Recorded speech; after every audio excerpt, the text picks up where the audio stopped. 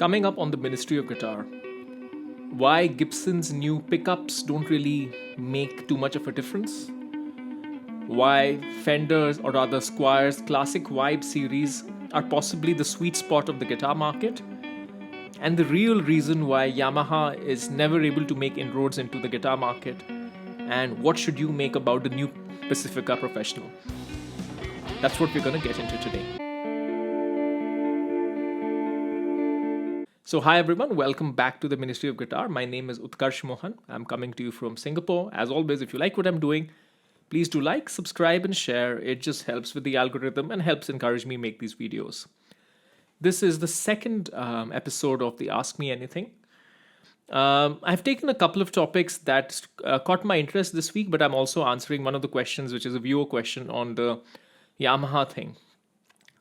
Let me start off with classic vibe, actually, with Squier. We're going to do two things. We're going to take a quick look at the new range launched by them. But before we do that, I want to tell you about why I think classic vibe by Squier, or rather Fender, is probably the ideal sweet spot of pricing, quality, emotional attachment for guitarists, storytelling, all of that. There are two or three parts to this. Now, one part of it is that what no one can get away from is that Fender, or rather the Strat, is what most people think of when they think of guitar. It is what you think of. Maybe if you think of car, you think of a Volkswagen Beetle. Not really, but everyone knows that shape. And that's what the Strat is. For us, deeply entrenched in the guitar world, of course, Strat is iconic, but it's just one design. But for most people, Fender and Strat is the thing. So it is very natural for most people when they start playing the instrument, or when they have even a kind of a passing interest in guitar, it's no surprise that the Fender Strat and Fender is what really gets a lot of people's attention. And a lot of people often want to start off with something that they're familiar.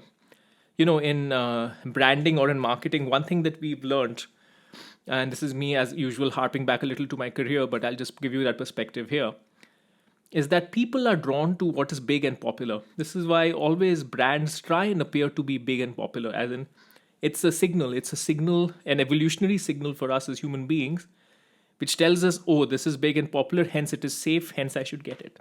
And that's kind of what the Fender Strat is. Now, there is a dichotomy happening here. The dichotomy happening here is that the Fender Strat was, of course, designed in the 50s. And much like other iconic guitar designs like the Tele and Les Paul and the ES335 and the SG for that matter, what the guitar was designed for and what it would eventually be used for ended up being very different, because when the guitar was designed, playing styles were very different. There was more sliding, there was not that much bending, there was no distortion. So while the classic look of the Fender, the classic 50s, 60s, those beautiful red guitars, blue guitars, those car colors is very iconic, the reality is that the classic look and the feel that we need today for the kind of music and the kind of playing we do today often don't match. And that is why, for me, the idea of classic looking with modern playability is a brilliant one. When you look at what Fender Custom Shop does at a much higher scale, often what they do is they really give the playable neck radiuses and the playable frets. I believe there's a narrow, tall fret or something that's the most popular one in Fender Custom Shop. But what I like about Classic Vibe is that it gives you all the feels. It has the authentic Fender shape. It is the authentic Fender headstock. It's not like Epiphone. I'm not going to get into the whole Epiphone headstock and Gibson. And I know the Epiphone headstock predates the Gibson, but then Epiphone became a cheap version. Let's not get into that. Point is, you get the real feels of the real authentic shape, which a lot of people are looking for, because that's what they think of. And, at the price point at which Squier operates, this is a lot of new players coming into the market. I mean, a few of us have some Squiers lying around here and there. I have one. I have a Squier bass that I use. But that market, that price point is really the entry-level price point, when somebody who's really either starting off on guitar or has played guitar a little bit is really looking to buy. So it's occupying that perfect price point. It is providing a consumer need, which is, I want that iconic shape, whether it be the Strat and by some extension, the Tele, Mostly those two shapes, really. It's providing that, and the bass shapes, of course. And it's providing the look, and it's providing the playability. And the quality is possible. I'm not going to say that Squier is as good as PRS SE for the same price point, but it is perfectly possible. It is perfectly usable as an instrument. As some of you do know, I only have one bass guitar. I may have 80 electric guitars, but I do have a bass guitar because I need a bass guitar as a tool for my music, for my recordings. And the Squier has been doing just fine. No complaints. In fact, I've had more trouble with Fender USAs. I had a Jaguar and a Jazzmaster. It gave me more trouble than the Squier. I do not see that appreciable jump in quality between a Squier and a low-end Fender USA guitar. I mean, I know there is. Don't get me wrong. Not trying to create a different kind of a war here. But I'm very, very happy with the quality of Squier. With all of that, let's look at what they have going on with the new range. Okay. So we have the limited edition Squier Classic Vibe series. There are 4 of them.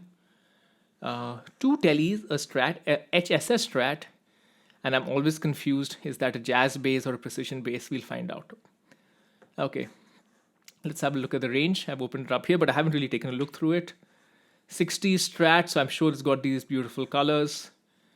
Lake Placid Blue, of course, that's nice. And classic Sienna Sunburst. Not a big fan myself, but I know people who like it. Yeah, okay. Poplar body. Now, this is something I want to talk about because it's also what's used on the SE Silver Sky. Honestly, it's more of a feel thing for me. When I think of Poplar and I picked up the SE Silver Sky and I've tapped on it, it doesn't give me the vibes that I want. It gives me a little bit of a cheap vibe, let's be clear, but it's perfectly functional. Gloss polyurethane, yep. One of the things that is true of cheaper guitars is this thicker poly finish. I'm not the biggest fan, but I think it's perfectly possible for the price point. This is the critical thing. You have the narrow tall frets. You have the 9.5 inch scale radius. Okay, this is just standard Fender thing. Are you doing anything particular with the electronics? Fender design. It's pretty much very similar. Okay, this doesn't change the game, but I guess if you're looking for a non-classic combination of HSS in a classic feel, and this is kind of a perfect example of that irrationality of guitarists where you want something classic, but it really is not that classic, but it's got some things that make it classic, and that's why you want it. I think it works. And 419 pounds, so $500-ish, pretty decent price. Now we have a 60s custom Telecaster and a 60s Telecast, classic vibe Telecaster. What is SH? Oh, of course, got the humbucker on top. Okay, so that's the difference. Now I wonder if you have the option of... okay, this only comes in one color, is it? Vintage string. This is just a classic Tele. 9.5 inch radius. Vintage inspired headstock markings. Okay, let's take a closer look. Anything in particular? It's just a red Tele. I don't think you can really go wrong with it. Yeah, nothing much to report here. Anything particular in the specs that I like? Polyurethane, as you'd expect. Fender designed, blah, blah, blah. All of this hardware, they're okay. Again, perfectly functional. No problem there. Then let's look at the HS, more Rolling Stone style. Sherwood green, black. Ooh, black, but I wish it was a maple fretboard. That would be nice, but no worries. 60s era.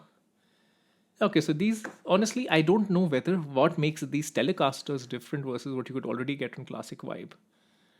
Let me see if I can just scroll Classic Vibe here. Let's have an overall look at the range, even though the intent was to look at the new ones. So did you already have, you had a 70s Telecaster, you had a 50s Telecaster. So these were very, very clearly inspired by the era. 70s Telecaster. Did you not have a 60s Telecaster before this? Okay, we're really digging deep. So I don't see. So is this okay, so this may be the first 60s Telecaster that they're doing. Though they have one over here. So let me just see. Is there anything of note that I can unlock that separates these two and helps me give you any further perspective on this? Just a solid color, maple fretboard. Okay, maple fretboard. Did they have a maple fretboard earlier on a 60s Telly? They did not. So there you go. And of course, you have the classic 50s Telly, which is a little bit more, well, for lack of a better word, more classic for a classic vibe, more classic colors. You won't get these beautiful metallic paint. So I guess the point of this one really is you get some of that beautiful metallic paint. And I'm hoping this is the correct color that I'm describing. Let's have a look at the body. Does it recommend it to share the color anywhere? I don't know if it's metallic paint or not. It could be candy apple red. It could be other reds. You just have to check this out. Okay, maybe I'll find out elsewhere.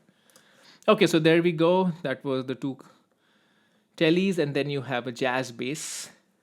I think that's what I have as well. I think I also have a jazz bass. And I don't think I have anything much to tell you over here. It looks good. Okay, move on to the next topic. Gibson.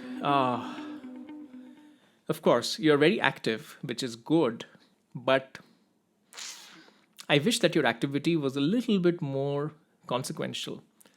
Now, this is what Gibson has done. They have launched pickups. They have new pickup models. They have modern and original collections. So let's have a look at the collections. I have it over here. Picked it up. You have an original collection from Gibson Custom Shop. So, okay, 57 Classics, P90s, burst buckles. This is what you basically get on a combination of Gibson USA guitars. Actually, no, wait. You've got the historic collection and the original collection. I need to see the difference between these two. So we're going to open that up. And then you have a modern collection, an artist collection. Okay, so basically everything in their lineup, all the SKUs that they have. Historic collection. Okay, the 1959, these original ridiculous $1,000 things. And then you have the custom buckers. This is what you get on like 59 Les Paul's custom shop guitars. And my God, they are expensive. Wow, $289, $269, $229. And then if you want them without the covers, $229. These are more expensive than, say, bare knuckles. Or, some other expensive boutique pickups.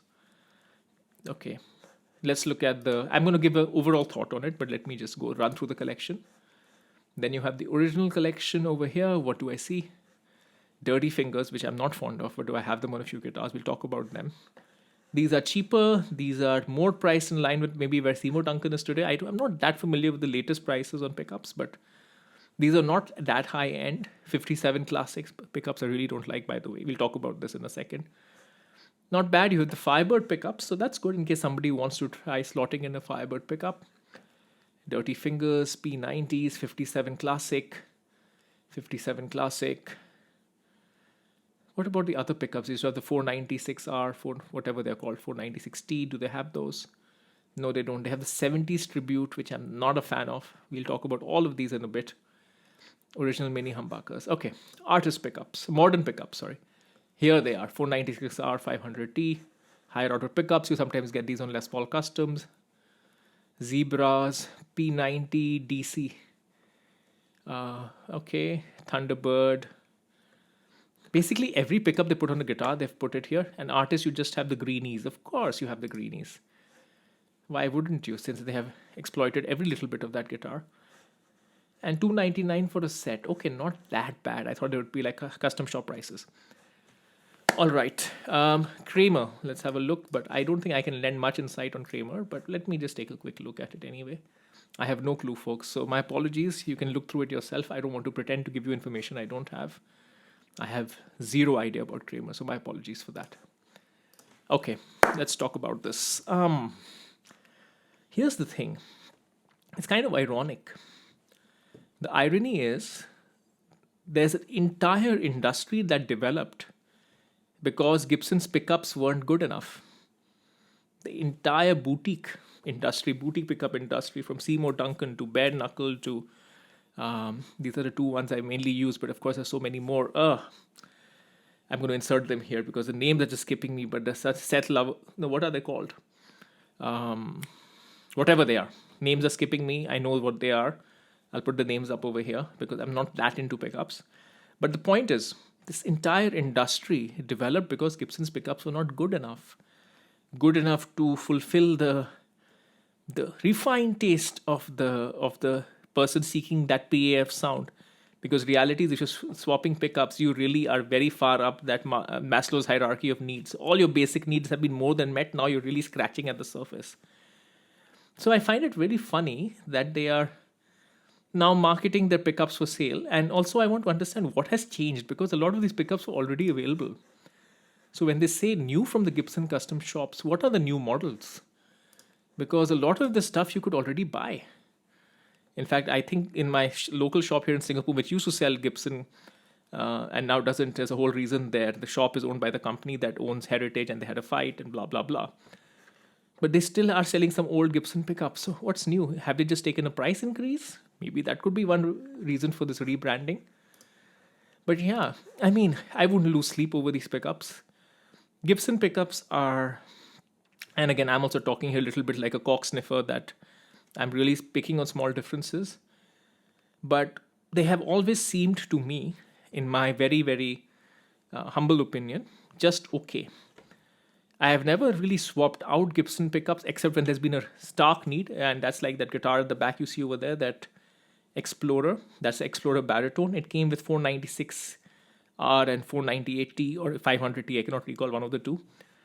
Those pickups were designed for Les Paul Customs 24.75 inch scale, high output. Put them on a 28 inch scale baritone Explorer and they don't work for the applications that you want them to work on, lower tunings, etc. So that's why I swapped those out to bare knuckles. Other than that, I have generally avoided changing Gibson's pickups. One reason is that the Les Paul is not really a kind of guitar for me that I'm going to add functionality to it. So a big reason for me changing pickups often is I want to add a coil split like I did in that guitar. So I'm not going to add functionality to a Les Paul, and the pickups for Les Paul are okay. They just about do that Les Paul thing. But they're not great. I mean, I often significantly prefer other pickups. So I'm sure for the Gibson lovers, this is going to be great. But honestly, if you're going to spend $200-300 a pickup, there are much better options out there in the aftermarket. So yeah, the main reason to buy them is if you want authentic, you want to play authentic, no fun, no joke intended. That's the main reason to buy it. It's mostly a marketing exercise at this point. It's just a awareness exercise to make you aware, hey, our pickups do exist, to consider them. But nothing of note here. All right, topic number 3. Pacifica, Yamaha. Little bit of a personal story here. So when I started playing guitar, it was because my roommate in university used to play guitar as well. And I also saw a band that played guitar. So we went and we got guitars, and what my roommate already had is he had a Yamaha Pacifica. And what I remember, I have good memories of that guitar. It's a decent enough guitar. It serves as a guitar. And I guess that really was the appeal of the Pacifica. It was a guitar that just worked, and it was not very expensive to buy.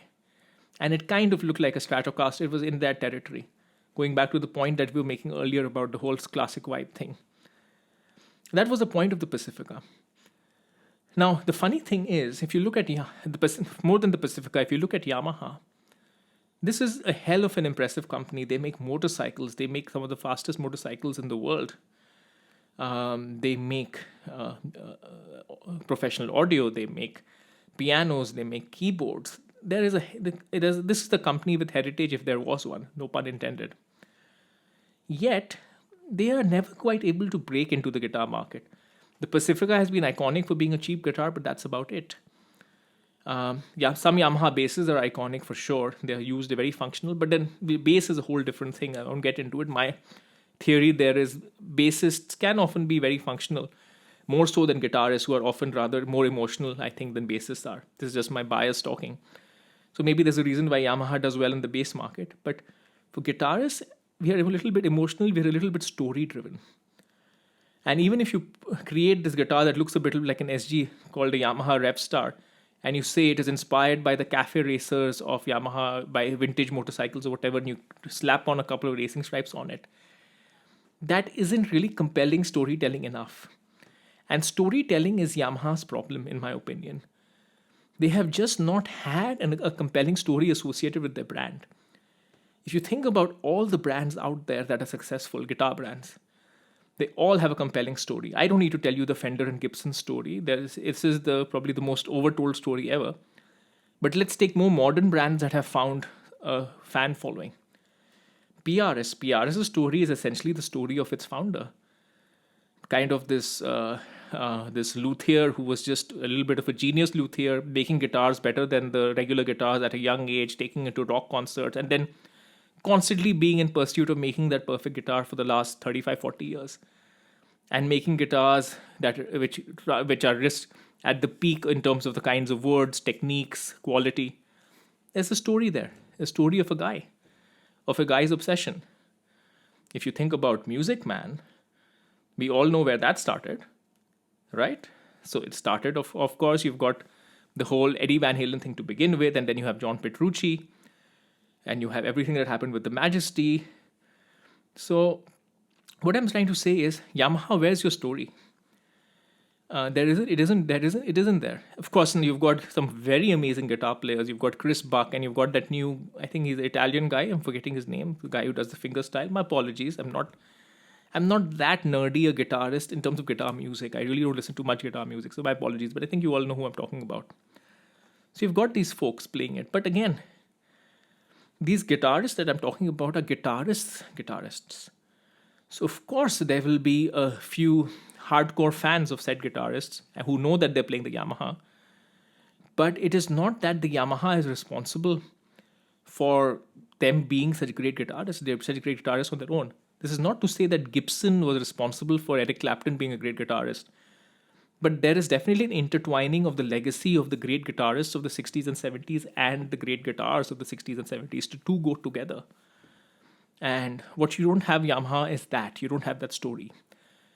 So which is why when you look at the Pacifica, it's the perfect, left brain exercise, logical exercise where, okay, got a high quality functional product. Let's make it further upmarket in terms of you can make one in Japan, you make one in a good factory in Indonesia, you give it premium features like stainless steel frets.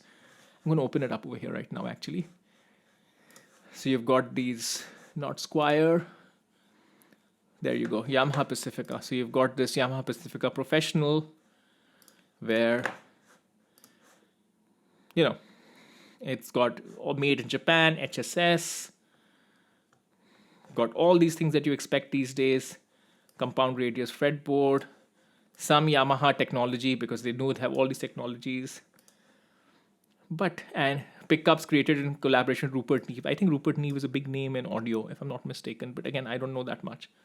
Which again is part of the problem because I am a relatively involved guitarist. If I don't know that much, probably most people won't. I'm sure some of you do and you think I'm quite idiotic for not knowing, but that's the point.